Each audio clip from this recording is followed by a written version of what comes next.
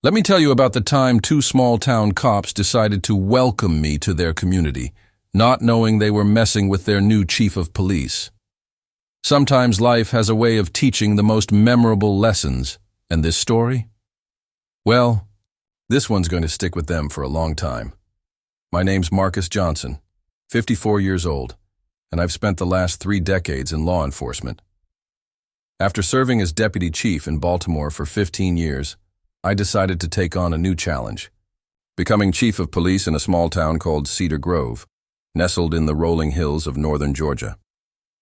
The town had about 12,000 people, the kind of place where everybody knows everybody, and outsiders stick out like a sore thumb. I'd done my homework before accepting the position. Cedar Grove had its share of issues, complaints about selective enforcement, allegations of profiling, and a general sense that some officers were running things their own way. The mayor had been pretty straightforward during my interview. They needed someone to clean house and bring the department into the 21st century. What she didn't mention was just how deep the problems ran. Before officially starting my role, I decided to spend a few days getting to know the town incognito. Dressed in worn jeans, an old Atlanta Braves cap, and a faded denim jacket, I looked like any other traveler passing through. My first stop was the Morning Glory Cafe, a local institution that had been serving breakfast and gossip for the past 40 years. The bell above the door chimed as I walked in, and the buzz of conversation died down like someone had hit the mute button. A dozen pairs of eyes turned to size me up, making snap judgments before returning to their coffee and conversations. But 2 pairs of eyes never left me. Officers Miller and Carson, seated in their usual corner booth. Miller, tall and wiry with close-cropped blonde hair, was the more experienced of the two. 15 years on the force had given him a certain swagger, the kind that comes from feeling untouchable. Carson was younger, built like a linebacker, with a military-style crew cut and the kind of face that seemed permanently set in a scowl. They were notorious in the department for their old-school approach to policing, which was just a polite way of saying they made their own rules. I could hear their not-so-subtle comments as I ordered my coffee. "Looks like we got ourselves another one," Miller said, loud enough to carry. Carson chuckled, that deep, threatening kind of laugh that's meant to intimidate. "Yeah, I wonder how long this one's planning to stick around." The waitress, an older black woman named Dorothy, gave me an apologetic look as she poured my coffee. Her eyes held a warning I'd seen too many times before. "Be careful. These waters run deep." I took my time, sipping my coffee and observing the morning routine of Cedar Grove's residents. The whole time, I could feel Miller and Carson watching, probably running my description through their mental database of suspicious characters. As I headed for the door, Miller's voice cut through the morning chatter. "Hey, old-timer, you lost? 'Cause you sure don't look like you belong here." I turned slightly, kept my expression neutral. "Just passing through," I replied, though we both knew they weren't buying it. Carson stood up, his chair scraping against the floor. "Well, maybe you should keep passing. Some folks don't understand how things work around here." The threat in his voice was clear as day, but I just nodded and walked out. I could feel their eyes boring into my back with every step. The next morning, I decided to take a walk around the outskirts of town. Cedar Grove had some beautiful trails winding through the nearby woods, and I figured it would be a good way to clear my head before the storm I knew was coming. I'd been walking for about 20 minutes when I heard the familiar sound of a patrol car's engine. Sure enough, Miller and Carson pulled up alongside me, matching my pace in their cruiser. Miller leaned out the window, that same smirk playing on his face. "Well, look who we have here. Our friend from the cafe, out for a morning constitutional." I kept walking, but I knew what was coming. They pulled ahead and stopped, both doors opening in perfect synchronization. Carson stepped out first, his hand resting casually on his holster. "You know, we've been getting reports about suspicious activity in this area. Mind if we ask you a few questions?" Before I could respond, Miller was already moving in, invading my personal space. "Standard procedure," he said, starting to pat me down without warning or consent. His movements were practiced, almost theatrical, like he was putting on a show for his partner. "Well, well, what do we have here?" he announced, pulling something from my pocket, something I knew hadn't been there before. I kept my cool, even as they grabbed my arms and started marching me toward town. This wasn't my first rodeo, and I knew exactly what they were doing. They were playing out their favorite script, the one where they show the outsider who's boss. Little did they know, they were writing their own resignation letters with every step. They paraded me right into the town square, past the historic courthouse with its white columns and manicured lawn, straight to an old-fashioned lamppost that stood in the center. A small crowd started to gather, some pulling out their phones to record what was happening. Others just watched, their expressions a mix of curiosity and discomfort. "Ladies and gentlemen," Miller announced, playing to his audience, "we've got ourselves a real piece of work here." Thought he could just wander into our peaceful little town without proper introduction. Carson produced a zip tie from his pocket, securing my hands around the lamppost while grinning like this was the highlight of his day. The crowd grew larger as word spread. Some people were openly filming now, others whispering among themselves. A few looked uncomfortable, but nobody stepped forward to question what was happening.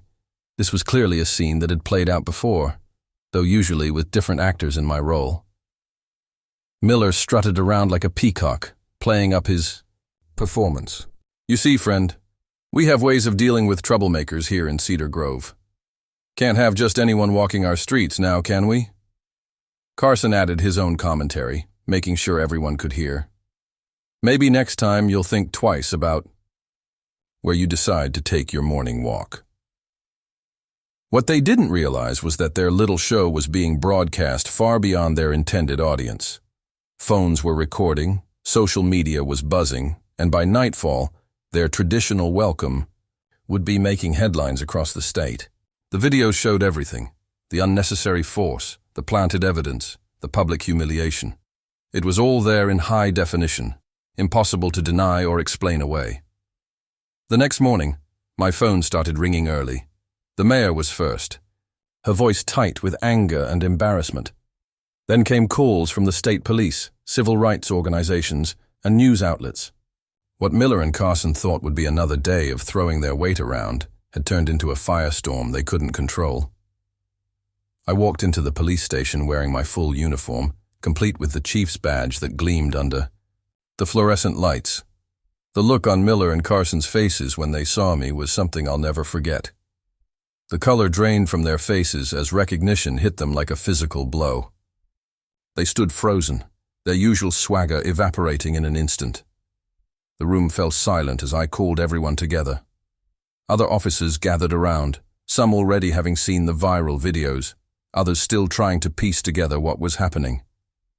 I pulled out my phone and played the footage from yesterday, letting them all see exactly what their colleagues had been up to. "So," I said, my voice calm but carrying enough authority to fill the room, "would either of you like to explain how this qualifies as proper police procedure?" Miller, still trying to maintain some semblance of control, cleared his throat. "Chief, you have to understand. It's tradition around here. We've always done it this way. It keeps the peace, you know." I let his words hang in the air for a moment, letting everyone feel the weight of what he was saying. "Tradition," I repeated, the word heavy with meaning. "Let's talk about tradition, Officer Miller. Let's talk about the tradition of public service, of protecting and serving all members of this community. Let's talk about the tradition of upholding the law, not making up your own rules." The investigation that followed revealed just how deep the rot went. Other victims came forward, sharing stories of similar traditions, people who had been harassed, intimidated, and humiliated simply for being new in town or looking suspicious. The pattern was clear, and it had been going on for years. Miller and Carson were terminated immediately, their badges and guns surrendered right there in front of their colleagues. But that was just the beginning. The district attorney's office, launched a full investigation into their past cases, looking for other instances of misconduct. Civil rights lawyers descended on Cedar Grove, representing victims who had been too afraid to speak up before. The story exploded across national media. Cedar Grove became the focus of intense scrutiny, a symbol of the kind of small-town policing that had no place in modern America. Protesters gathered outside the police station, demanding accountability not just for Miller and Carson, but for anyone who had turned a blind eye to their behavior. The changes that followed were swift and comprehensive. I implemented new training programs, established a civilian oversight committee, and made it clear that the old ways of doing things were over. Some officers resigned, unable or unwilling to adapt to the new standards. Others embraced the change, recognizing that this was an opportunity to rebuild trust with the community they were sworn to serve. The transformation wasn't easy. Change never is, especially in a small town where "that's how we've always done it" is practically a motto.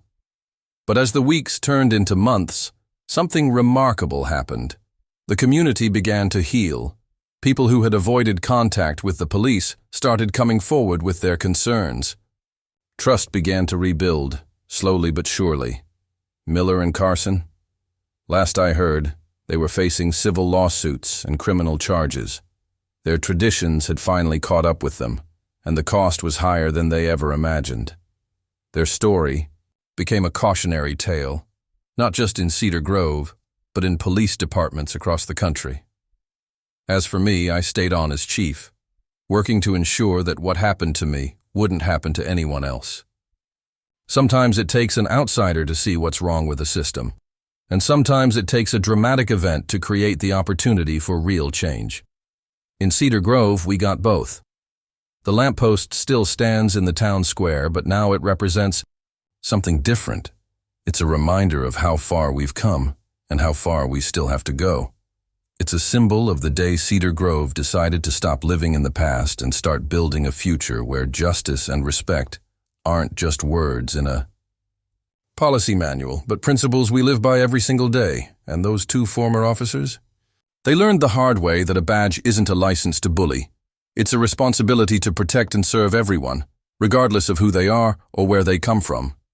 Sometimes, the best lessons are the ones that hurt the most to learn. That's my story. The day two small-town cops thought they were teaching an outsider a lesson, only to learn one themselves. It's a story about change, about justice, and about the importance of standing up to those who abuse their power. But most of all, it's a story about how sometimes the best way to break bad traditions is to let them play out one last time, right? In front of everyone's eyes. The citizens of Cedar Grove still talk about that day, but now the story has a different ending. It's not about two cops humiliating a stranger.